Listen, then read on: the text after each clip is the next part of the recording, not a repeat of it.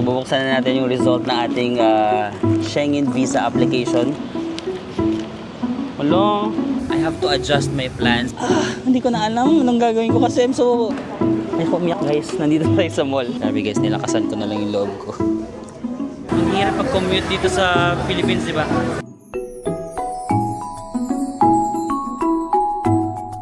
Hey guys, welcome back to my channel. So for today's video, kakarating lang natin dito ulit sa Manila katapos ng ating Boracay trip. Tapos sakto, yung ating Europe visa, meron na daw result. So may nag-text na sa akin. Tapos chinek ko na rin sa online, ready na daw for collection yung passport. Kinakabahan ako kasi hindi mo naman agad-agad malalaman yung result. Malalaman mo na lang once makita mo na yung passport mo kung ano yung result, kung na-approve ka ba or na-deny. Gusto ko na puntahan ngayon kasi ayoko na siyang isipin bukas kung ano ba yung result. 3 to 4 p.m. lang pwede siyang pwedeng i-collect. So every Monday to Friday, pero from 3 to 4 lang, 1 hour lang pwede puntahan. 2:20 na ngayon, so nagmamadali ako. Sabi ko, sige, diretso na muna tayo doon and wish me luck. Sana we get an approval and sana we get a good result. So let's go!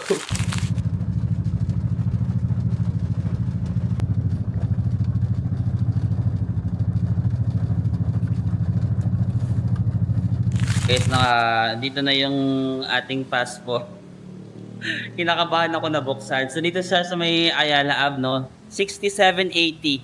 6780. Yun na yung bago nilang BLS sa Spain Schengen visa application. Ito na siya. Hindi pa natin alam kung ano yung result kasi nasa loob pa siya ng ganito. So nag-text sila kaninang umaga. Pinuntahan ko kaagad. Available na naman pero hinanap pa nila. Pero kailangan ko muna ng lugar na i-unbox to na tahimik at ready ako sa kung ano man ang makikita nating result. Kasi since na-deny ako ng US visa, every time nag-apply ako ng visa, kinakabahan na ako. Alam mo yun? Nagka-phobia sa US visa. So every visa application ko, kinakabahan ako lagi sa result. Guys, nag-underpass ako dito sa may Ayala Ave. Yung mga underpass pala dito, ganyan na itsura. Meron na silang mga, anong tawag dyan sa painting? Hindi eh. So naghahanap lang ako ng cafe na matatambayan natin para mag-unbox ng result. Nakabahan ako. Kaya hindi pa ako nagpaplano ng Europe kasi nga, ang hirap magplano ng wala ka pang visa, alam mo yun? Parang ayoko ma-disappoint. So today, malalaman natin kung makakapag-Europe pa tayo or hindi.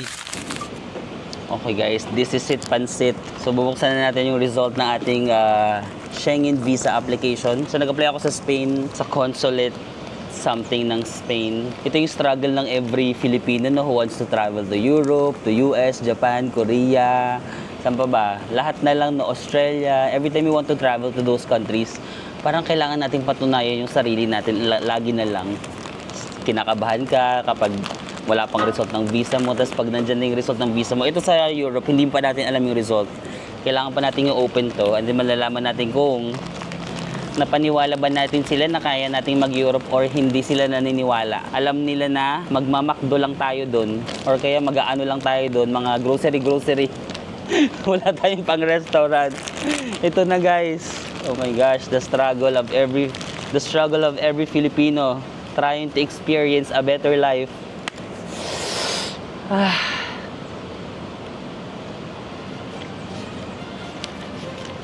Hello? Huh?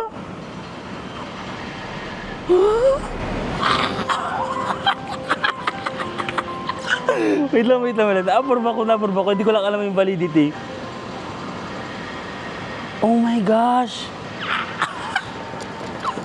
Guys, na-approve tayo ng Schengen visa. So, Spain, Europe, I'm coming back. Ready na ba kayo sa ating Europe Part 2? Yan guys, maraming salamat. Ay, hello po. Sorry. Thank you. Thank you po. Thank you, sir. Thank you, te. So, nandito pala ako sa Ayala Triangle. And of course, maraming salamat sa SMB Travel and Tours. Sa kanila ako nagpa-assist ng visa application. Sa first application ko sa Europe, sa kanila din ako nagpa-assist na approve tayo. And then sa second application, we got approved again. So, from September, oh my God. Yeah, so if you also want to apply for a Schengen visa, for a Euro visa, or any other visas, you can contact SMB Travel and Tours. Yan. And they will be able to assist you, no? Actually, nag-order na nga ako ng pan de chocolate para meron tayong pre-game. Pre-game para sa ating Europe. Oh! Paris. Welcome to Paris. Asawa ni Marie. Let's go. Cheers. See you in Europe. Ah. Hi. Anong name mo? Hello po, Arlan. Alita, picture tayo. Taga Metro Bank ka? Opo. May kain ka sa amin. Meron. Sir, wala pa na. Tara, picture tayo. Gusto mo? Di mag-split ka. Oh, kaya mo mag-split? Pagi mo sa personal. Ito to ba? Sa video hindi? Ano makakant ka, sir? Hindi, nakasapatos lang ako.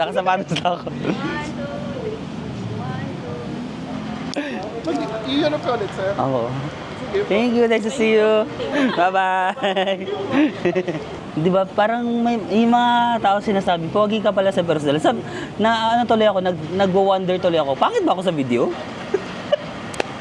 Hindi nyo ba na-appreciate ako sa video, guys? Parang...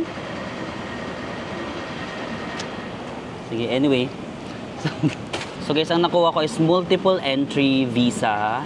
Pero 3 months lang. Pwede ako mag-Europe ng 3 months ng pabalik-balik. So kailangan kong i-plan yung, oh my gosh, kailangan ko i-plan yung trip ko. Kasi may mga iba akong trip. Parang kailangan ko mag-adjust ng trip para masulit kong tong 3 months na to. No? So sakto autumn. Punta tayo ng autumn tsaka winter. Aabot pa naman ako ng winter. Parang early winter. Let's go. Ooh. This pan de chocolate is very bonjour. Merci. And ano nga ba yung Spanish ng thank you? Kamsahamnida. Kamsahamnida. Okay guys, for Europe, hindi pa ako pupunta ngayon kasi summer pa. Ayoko ng summer sa Europe. Ayoko na mainit. So I'm planning mga autumn, no? Autumn season kasi may iba pa ako mga trips din before. So autumn season. Tapos parang feeling ko nga gusto ko rin mag-winter eh. I have to adjust my plans kasi sabi ko magja-Japan ako ng autumn, 'di ba? But since yung visa natin 3 months lang yung validity, kailangan ko siyang sulitin. 'Di ba? Ang hirap kasi mag-apply ng visa eh. So susulitin ko na. Parang gusto ko mag-autumn, tapos gusto ko rin mag-winter. 'Di ba? Para marami tayong bansang mapuntahan, no? Kasi ang dami ko pang gustong puntahan doon sa Europe. So I will plan. Wala pa akong definite plan but I'll let you know. Tapos nitong month din meron tayong Creatorverse sa Vietnam, no? Yung Klook Creatorverse. Wala pa akong outfit. Last year nagpa-design. Tapos yung iba binili ko lang din sa online. Ngayon wala akong oras talaga. Hindi ako makakapunta sa Manila. So, maghahanap muna ako ng outfit dito sa Manila. Nagtanong ako sa friend ko kung meron siyang alam. Sabi niya baka daw meron sa BGC, merong 2nd Street. Alam mo yung sikat na ukay-ukay sa Japan, yung 2nd Street. Meron daw sa BGC. Sabi ko, totoo ba? Sige nga, puntahan natin. Gusto niyo mag-BGC tayo ngayon? Gusto ko nga lang mag-commute eh, wala lang. Gusto ko lang mag-commute para matagal. Para ma-experience ko lang yung commute. Wala akong dalang kotse ngayon eh. Wait lang guys. Grabe naman yung mga sunod-sunod na good news today. So, nakita lang natin nag-post na sa Agoda yung mga top. I'm running out of words kasi sobrang na-overwhelm ako. But, nag-post na si Agoda ng kanilang top hotel performers, yung mga codes for the month of July. And guess what? Guys, number 1 tayo. Number 1 tayo for July. Really? Guys, top 10 hotel bookings for number 1. Marvin Agoda! Guys, hindi ko na alam kung paano ko sasabihin, kung paano ako magpapasalamat sa inyo. Grabe. Maraming salamat, di ba? Parang first time ko ever nag-number 1 sa mga codes. Sa Klook, nag-number 2 naman tayo, number 3. Pero never ako nag-number 1 dun. Pero dito sa Agoda, guys, nag-number 1 tayo for the first time. Anong ginawa ko this month? Anong ginawa ko this month, guys, para gamitin niyo yung code ko ng maraming beses. Hindi ko alam sasabihin ko. Sobrang thank you, guys. Hindi ko na ma-process yung mga nangyayari sa sobrang I'm just so grateful kasi parang, anong ginawa ko? Parang napapaisip ako, anong ginawa ko to deserve this, di ba? But, thank you for just supporting me sa lahat ng ginagawa ko sa buhay. Thank you for just supporting me, for using my discount code. I hope nakatulong siya sa inyo, no? I hope na marami kayong mga na-discount na mga hotels, mga bookings nyo, sa mga travels nyo. I hope na nakaka-help talaga yung mga discount codes ko as much as nai-help nyo ako. Kasi, of course, I'm also earning from this, no? Maraming salamat. Sakto mag-Europe tayo. Kailangan natin ng pera. Grabe si Lord, no? Parang alam niya mag-Europe tayo. Kailangan natin ng pera. So, ayun, nag-number 1 tayo. Thank you, Lord, ah. Grabe si Lord. Parang nakikiko-operate talaga siya sa mga plano natin sa buhay. And, hindi ko na alam anong gagawin ko kasi I'm so happy. I'm so overwhelmed. And thank you so much from the bottom of my heart, guys. Like, it really means a lot to me. Your support, ramdam na ramdam ko talaga kahit anong gawin ko sa buhay. Nararamdaman ko talaga yung supportan nyo. And in a world where you can be anything, be kind, be genuine, be yourself. Ganun lang ako na kasi sometimes people will try to change you. Sometimes ang dami mong noises na naririnig, but feeling this, experiencing this, I know na grabe yung suporta niyo sa akin at nararamdaman ko talaga yun. And I will just continue to be myself and to give you entertaining contents, fun and inspiring contents, and of course, somehow informative din minsan. So, ayun lang. Parang gusto ko tuloy Ay, sorry. Sorry. Parang gusto ko tuloy mag-celebrate. Parang number 1 tayo, guys. Ano bang ginawa ko this month? Nakakatuwa naman kayo, guys. Yeah, so you can always use my discount codes, no? Sa Agoda, dalawa yung discount codes natin. Hotel and activities. So for hotel, it's Marvin Agoda. For activities, Marvin Samako. Tapos kung hindi siya gumagana, kasi maraming nagme-message sa akin dati, hindi siya gumagana. Siguro click yung link, no? Kasi dati, tinatry nyo, hindi daw kayo makabook. So just click the link, guys. Nilalagay ko yung link dyan para ma-redeem nyo siya. Tapos 5 times yung magagamit yung mga codes. So kapag mawala siya, i-click nyo lang ulit yung link. Magkakaroon ulit kayo ng discount codes. No? 5 times yung siya magagamit. So sayang naman yung mga discount codes sa mga hotel. Minsan may mga nagsisend sa akin, ang laki ng na-discount nila.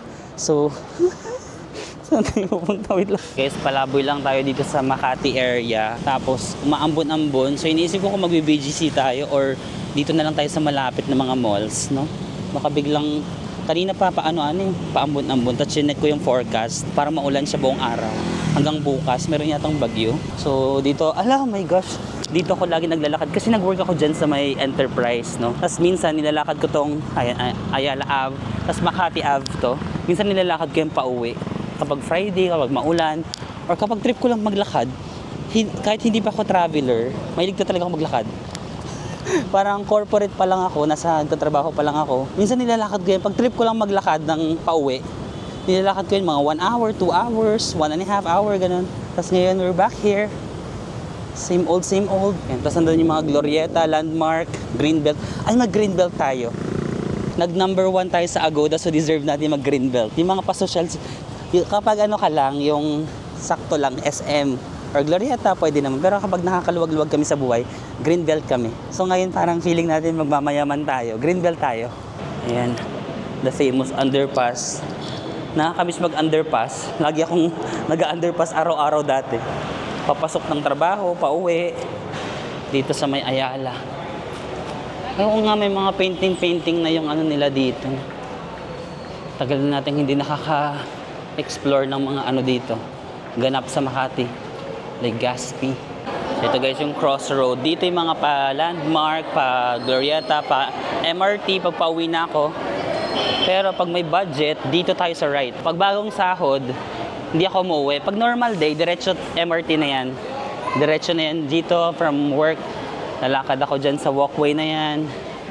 Tapos tatagos ako ng Landmark, Glorieta, SM, tas MRT. Pero pag may budget, dito tayo sa kanan. Ito na yung Greenbelt, guys. Ayan. May mass ba? Ayan. Meron dyang simbahan. Minsan, nagmamas ako dyan.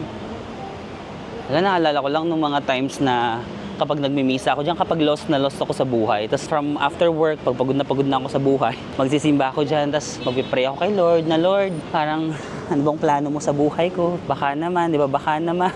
Kasi minsan nag-struggle ka rin financially, minsan ang dami mong problema, no? Tapos parang pagkakausapin mo si Lord diyan, yung mga bagay na pinapangarap ko dati, binigay niya na ngayon. Wait lang, ayoko umiyak.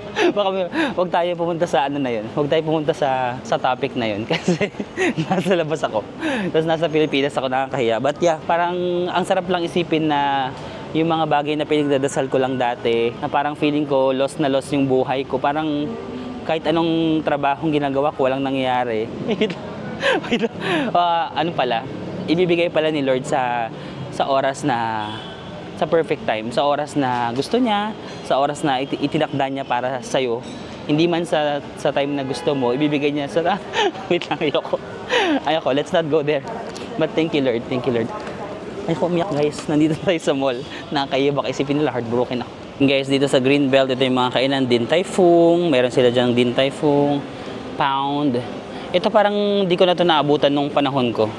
Nikkei Robata. Yung Din Tai Fung nandyan na yan. Ito, Sancho.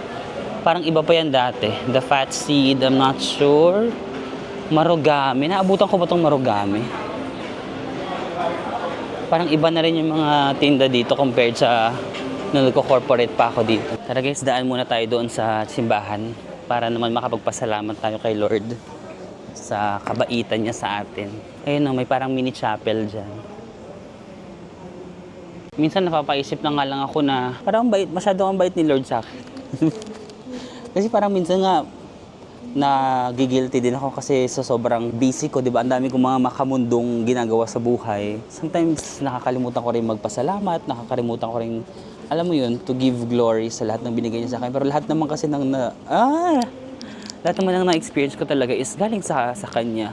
Ang masaya kasi like yung sa life, yung mga wins ko na i-enjoy din siya ng mga tao sa paligid ko. So siguro just also share what you have. Ako, yun talaga, yung mga pamangkin ko, yung mga pinsan ko, syempre yung parents ko. Minsan, pag nangailangan, i-share mo talaga di ba? Kasi parang I believe that the more na yung mga nare-receive mo, sometimes binibigay siya sa'yo so you can share to other people. And I feel like yun lang talaga yung mantra ko sa buhay. Dati wala naman kasi akong pang-share, so hindi ako masyado nag-share. Pero ngayon, parang I think that the more you share your blessings to other people, the more it multiplies. Tapos, minsan ano ako, Lord, parang sobra na, alam mo, parang sobra naman. Parang sobra naman yung mga... Kasi parang minsan sabi ko nga, dati, minsan nagdadasal ako, parang pandesal lang yung hinihingi ko lagi. Pero yung binibigay ni Lord sa akin, laging donut na may hot chocolate, or binibigyan niya ako ng French toast, ng croissant. Parang simple lang yung hinihiling ko, pero lagi niyang, alam mo yun, lagi niyang ini-exceed yung binibigay niya sa akin. Minsan nakakonsensya ako na, Lord. Sorry kung, alam mo yun, minsan masyado akong busy sa life, but thank you. Tara, pasalamat tayo kay Lord. Or maybe it's just me also na parang minsan iniisip ko na parang hindi ko deserve yung mga natatanggap ko kasi parang all my life, a lot of the time sa buhay ko, parang bare minimum lang talaga yung natatanggap ko. Alam mo yun, like, sakto-sakto lang yung sahod, sakto-sakto lang yung parang makaget by lang ako sa buhay. So kapag nagkakaroon ako ng sobra, parang, Lord, bakit may sobra? Parang siguro nasanay ka sa buhay na sakto lang at parang pag may nagsusobra sa'yo na ano ka. But siguro parang this is also God's answer naman sa mga prayers ko dati. Kasi parang dati ang dami kong prayers na hindi siya nasasagot. Tapos minsan naiinis ka na parang, Lord, ano ba? Ang dami ko na naman ginagawa, ba't parang hindi mo binibigay sa akin? Tapos nung sinurrender ko na lang, nung parang hindi na nga ako masyado nag-expect, tsaka naman binibigay ni Lord. Alam mo yun? Minsan parang the more na atat tayo, the more na parang pinupush natin yung gusto natin. Hindi pa nga yun yung timing ni Lord for you Na di-dishearten ka, naiinis ka. Pero the more that you just surrender it to Him, na parang, Lord, ikaw yung bahala, I lift up everything to you. Parang, siya naman yung nabibigay, no? Tapos ako naman, ito naman si question. Ako naman yung parang, sure ka ba, Lord? Alam mo yun, parang, wait lang pasok lang ako dun sa chapel. Yun guys, katapos na natin mag-pray dito sa chapel. So, kailangan natin mag-celebrate. Ang dami nating celebrate today. Na-approve yung ating Europe visa. Tapos, nag-number 1 tayo sa Agoda this month. And sa dami-dami pa ng blessings na natatanggap natin. Ay, Lord. Thank you.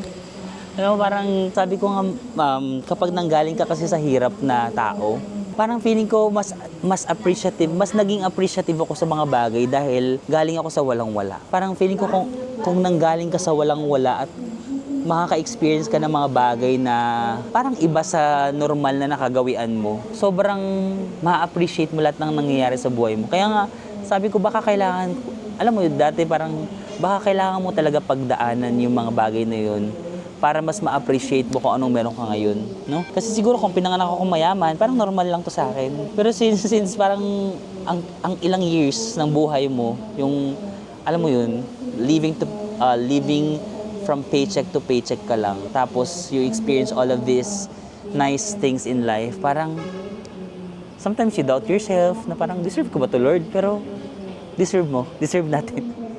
At we need to celebrate that, Lord. Thank you talaga. Thank you so much. Sorry, may na-meet tayo na viewers. Nakipag-chikahan pa ako. Ang tagal namin nagchikahan. So, parang nahihiya siyang sumama sa vlog kasi kagaling niya lang sa trabaho. Haggard daw siya. Same naman, it's a tie. So, mag-corporate siya. Tapos, sabi niya gusto niya rin mag-vlog. Push mo na yan, ha. Abangan ko yung mga vlogs mo kasi magka-Canada daw sila. What if, guys, gulatin may mga walang believe sa'yo? Pumasok ka sa restaurant na parang nakakatakot. Na para bang social lang yung mga nasa loob. Ano bang pangalan nito? Papasok ba tayo dyan? Hindi ko kaya. Hindi ko kaya. I'm still a little boy. I'm still that Marvin who is not confident enough to pasok sa mga ganyang restaurant. May kandila, alam mo yun? Pag may kandila, parang nakakakaba, no? Na parang pagbigay sa'yo ng bill, naubos yung sinahod mo, ganun. Hindi ko pa kaya. Wait lang. Hanap muna tayo ng hindi nakakatakot. Ayun guys, dito sa Greenbelt, yung mga luxury brands na Fendi and LV. Tapos ito naman, Dior. I don't think na makakapasok tayo dyan do. Tiffany & Co. Diba? Yung parang nakaka-intimidate pumasok. Merong balita na yung Spain is ano nga ba yun? Merong parang political dispute kasi marami mga immigrants na illegal ba silang pumasok? Migrant from North America where tens of thousands of migrants crossed from Morocco in a short period. So dahil marami siguro mga illegal na nag-immigrate sa Spain, may mga bali-balita na yung Italy nag-i-strict sila sa mga people from Spain na pupunta sa Italy. And then some government pa daw parang gusto nilang tanggalin yung Spain from the Schengen, pero hindi naman daw siya parang totoo, like part pa rin ng Spain ng Schengen. So kinakabahan ako, sabi ko, kaka-approve lang ng Schengen visa natin sa Spain. So pwede ka pa naman, mas strict lang if from Spain, didiretso ka ng Italy. So I'm not really sure naman kung ganun yung ruta na gagawin ko from Spain to Italy. Baka hindi ko pa napaplano, okay? But at least good thing alam natin. Kasi may nag-comment din na i-check ko daw yung balita na yun. Thank you for letting me know.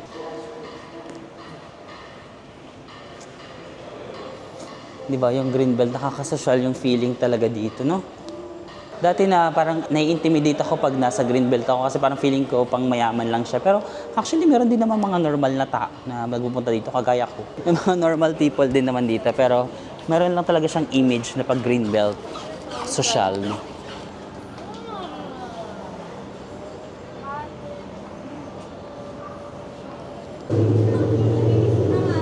Ito yung mga kainan dito, guys. Mesa. Hanap tayo ng makakainan. Hi, hello po. Ay, totoo ba? Gusto mo mag-hi? Hi! Hello! Anong name mo? Tiffany. Tiffany? Hi! Lagi namin yung na-watch yung husband Totoo? ko yung videos mo. Oh my God! Oh, picture tayo. Nakita ko yung ano mo.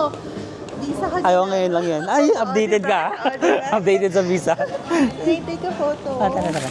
Lorenzo's Way. Anong meron dito? Okay. Parang Spanish dish to, no? Something like that. Pwede siguro dito na sa Lorenzo's Way para Spain ang atake natin. Parang Spanish restaurant yun. Na-intimidate pa rin ako. Alam mo, dati pag dumadaan ako dito sa mga kumakain dyan, na-intimidate ako sa kanila. Pero ngayon, na-intimidate pa rin ako. Kasi parang yayaman nila. Tignan, no? Tayo mayaman lang naman tayo sa Ebas. Alam mo yun? Mayaman lang tayo sa salita. Parang ang prim and proper nila. Yung tahimik lang sila. Parang ako lang yung maiba. Alam mo yun? Sinama ka sa mga sosyal na tao, tapos ikaw lang yung maingay. First modern sentro. Anong meron sa sentro? Ba't na-intimidate ako? Lalakasan ko na yung loob ko kasi kung hindi ko pa siya gagawin ngayon, kailan pa, di ba? Kailangan, lakasan mo lang, be confident lang na parang, one table for one. One table for one. Okay guys, final na. Dito tayo sa Lorenzo's Way. Ayan, ganyan yung itsura niya. Let's go. Kaya ba natin? Ang mahal, no? Pero sige, meron naman tayong sineselebrate. Bakit may mga adobo? Ano lang pala to? Filipino food pala. Hindi pala siya Spanish. Sisig. Okay. 325. Grabe guys, nilakasan ko na lang yung loob ko. Naiya ako. Sige. Lorenzo's. Ito yung kanilang menu. Let me have a look. Dapat prim and proper lang yung ating demeanor, no? Demeanor! Hindi mo kaya mga words ko. Dapat nagle-level up dun yung words mo pag kumakain ka sa mga ganito. Like, demeanor, like the variety of the dishes and the exquisite flavors of the tantalizing eyes of the geopolitical hindi kinaya ng utak. Wait lang. Wait lang. Behave, Marvin. Behave na sa social ka na restaurant, ha? Hindi pwede yung mga pang-bardagol-bardagol mong intrusive thoughts dito. Wait lang. Ano bang bibili natin? Okay. Chicken.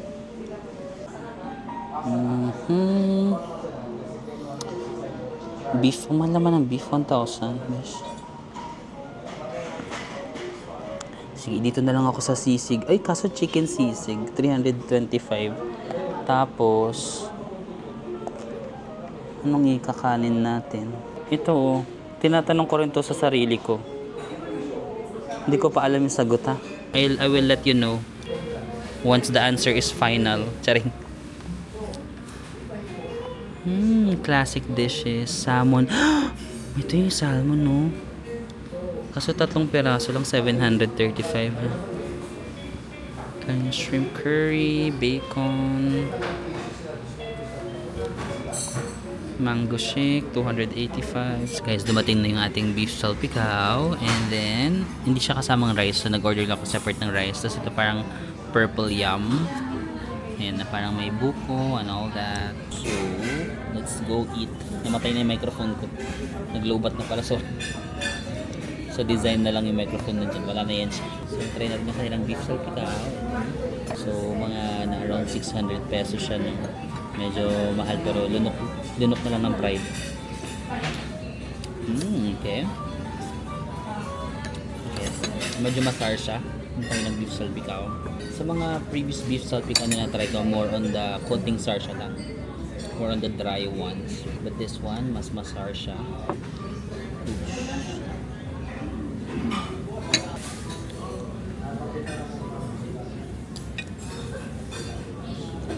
Okay. Sakto naman yung lambot niya. May mga beef salpicao na super parang malambot. Ito, saktong lambot, hindi na siya matigas. Pero hindi siya super lambot. Medyo may konting tigas yung na-try ko. Tapos yung salsa niya, more on the maasim. More on the maalat pero more on asim. Asim yung kanyang taste.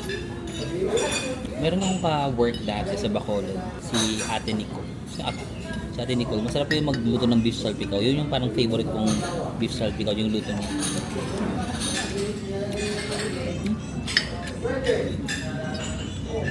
Pretty decent. Maybe I'll rate this mga 8.3. Try naman natin no? How's our food? Do you need anything else? Okay. Enjoy your food. Try naman natin yung kanilang purple. Yummy. Ay! Tumulos ako.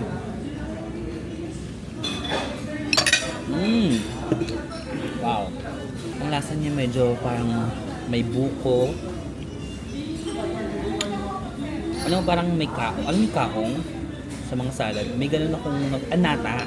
Parang nata. Lasang nata. Na may buko. Pretty good. Maybe I'll rate this mga 8.8. Hala, nalimutan ko mag-cheers tayo. So, sobrang kamamadali. Hindi na tayo nag-cheers. Cheers muna tayo. Thank you for the Europe visa that we got. And the number 1 for July is Agoda. Cheers tayo, guys. Cheers. Wait lang. Alam mo yung salpikaw, parang it grows on me. Parang kanina sucks lang. Tapos habang matagal kasi na pinakain, parang nasarapan na pala ako. So, from 8.3, ipopromote ko siya mga 8.8. To 9, pwedeng 9, oh. May asim na factor. Kung mahilig ko yung medyo maasim, you will like this. Kasi meron ako mga friends na, for example, kumakain kami, tapos maasim siya for me, pero sa kanila, nasasarapan sila sa maasim. Okay guys, tapos na tayo kumain. Yung bill ko almost 1,200. Paano naging 1 to yun? Di ba 600 plus yung salpikaw? Tapos yung kanin, 500? So yung shake, mahal pala yun. Yung coco, so magkano yung kanin 100? Dapat hindi na tayo nagaganyan, di ba? Pag mayaman ka, tapos kakain ka sa mga ganyan, hindi na sila nagko-compute tayo. Kino-compute natin, paano nag-arrive sa 1,200? 600 plus yung salpikaw. Yung shake, 400. Tapos yung kanin 100, so 1,100. Baka may service charge. Okay, ito service charge. Ano naman meron naman tayong sinelebrate today, so it's okay. But kung ako yung masusunod, parang pwede lang sana ako sa pwede lang ako sa fishballan, di ba? Nakagastos lang kayo ng 50 pesos. Charing. Once in a while, treat yourself din naman into a nicer restaurant para for the experience. Doon na lang tayo sa for the experience. Di ba? Para, nasan ba ako? Nasa Pilipinas ba ako? Nasa Switzerland? Parang mahal. Charing. Charing lang. Single origin, more mga medyo on the upscale restaurants. Mama Lu, ayan. Mga steak yata dyan sa Mama Lu. Mama Lu. Sa buong corporate life ko sa Makati, never ako kumain dito. Kakakain lang ako dyan kapag dumadating yung client namin. Kasi from Australian yung client ko. Pag nag-visit sila sa Philippines, syempre sila yung nagbabayad. So, kumakain kami sa mga social. Pero ako, kahit sahod ko, never ko natikman dyan. Parang never ako kaya ng 1,200 dati. No? And guys, patawid naman tayo dun sa kabila sa may Landmark and Glorieta. Ito yung famous na walkway na bridge.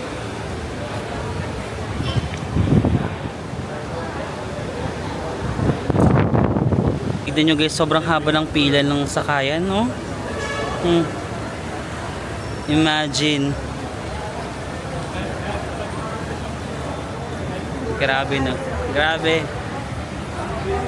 Ang hirap pag-commute dito sa Philippines, di ba?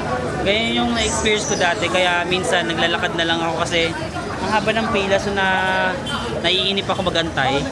Ginagawa ko, nilalakad ko na lang pa. Pero grabe, oh.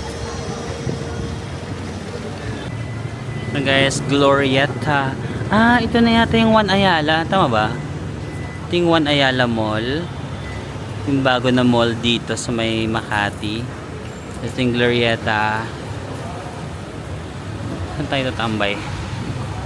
Guys, tambay muna ako dito sa may Bo's Coffee kasi feeling ko matatraffic din ako kasi rush hour. Ayoko pa umuwi kasi matatagalan din yung biyahe. So, tumambay muna ako dito sa Bo's Coffee sa may Glorieta 5. So, order lang ako ng green tea and muffin. Actually, busog na ako pero nahiya lang ako, sumorder pa rin ako ng pagkain. Kahit busog na ako.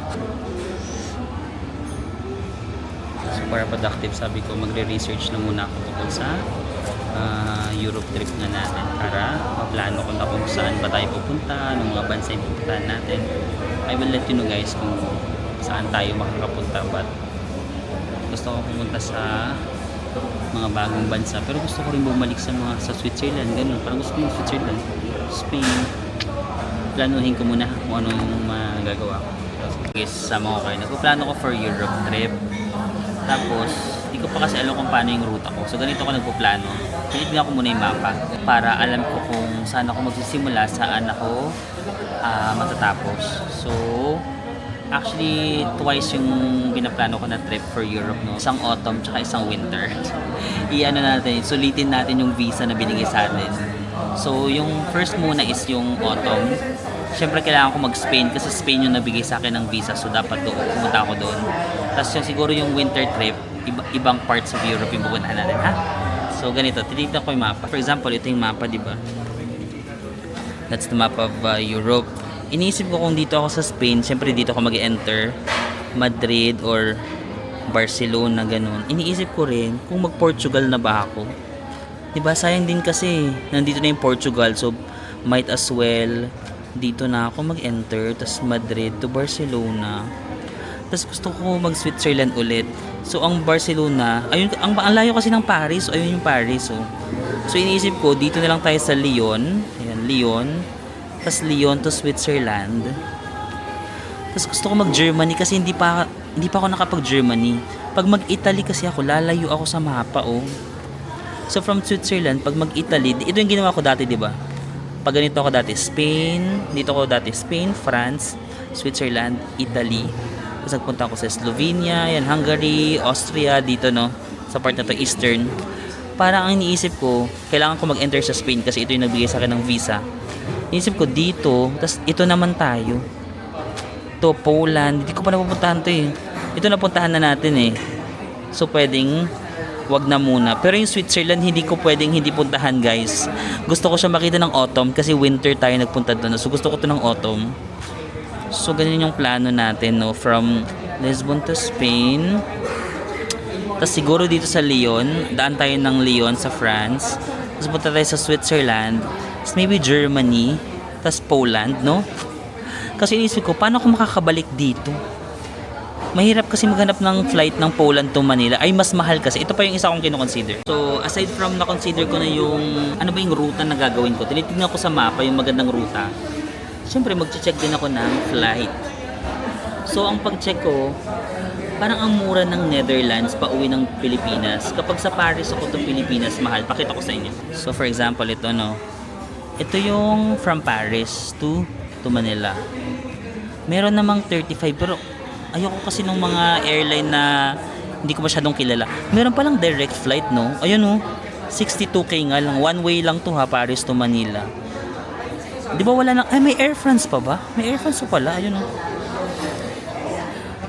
Pero, nasa mga 35, no? Ayan, 37 ito. Air China. Pero kapag Netherlands, meron lang mga 27, tapos magandang airline na, Etihad. Ay, Oman Air pala. Ano, maganda ba yung Oman Air? Yan, merong Oman Air, Saudi. So, yan, nasa 27. Tapos yung Manila to Barcelona. Ang mura ng guys, Manila to Barcelona, no, mga October. Ang mura niya, 23,000. Etihad. Di ba maganda rin tong Etihad? Siyempre meron dyang mga Emirates, pero mas mahal ang Emirates. Ayan. Pag Emirates, nasa mga 36. So ganyan ako nagpaplano for my big trips, no. Chine-check ko muna yung mapa para maganda yung ruta ko. Pero chine-check ko din, okay ba yung flight? Mahal, kapag mahal, i-adjust ko ng konti yung itinerary ko. Parang mas maganda sa Netherlands yung exit ko, no. Netherlands, pauwi ng Pilipinas, parang siya may pinakamurang flight. 27K lang, diba? So parang round trip ko na sa mga 50 to 60K lang. Okay na yun, guys, kasi usually in Europe nasa mga 80K, ganun.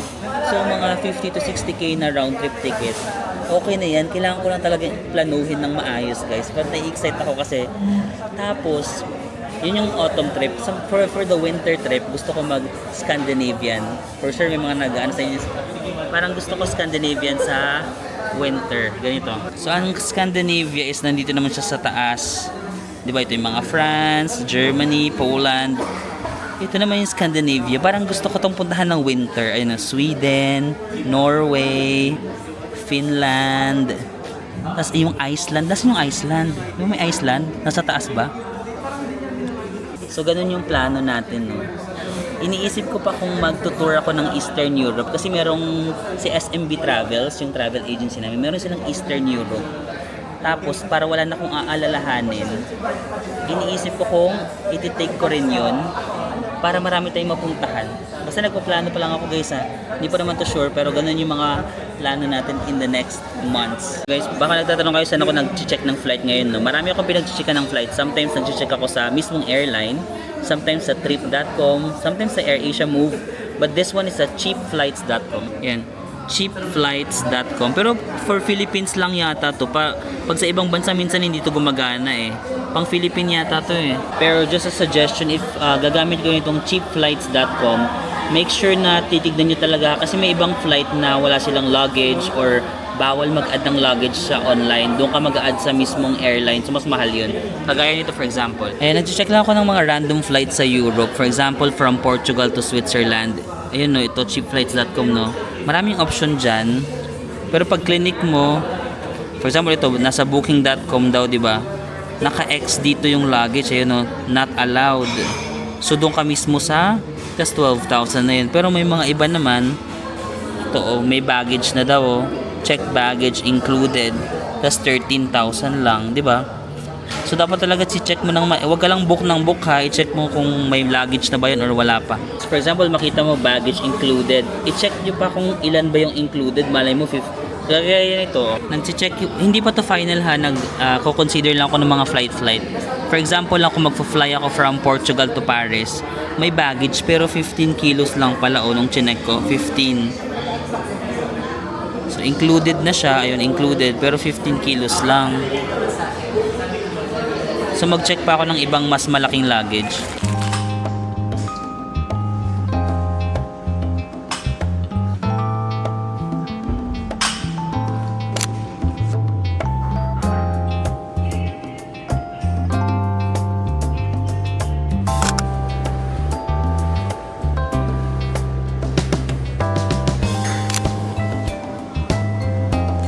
Guys, maraming salamat sa pagsama sa akin today sa ating mini mga ganaps lang dito sa Manila, no, planning for Europe trip. Medyo matagal-tagal na plano to dahil ang dami natin pupuntahan doon sa Europa.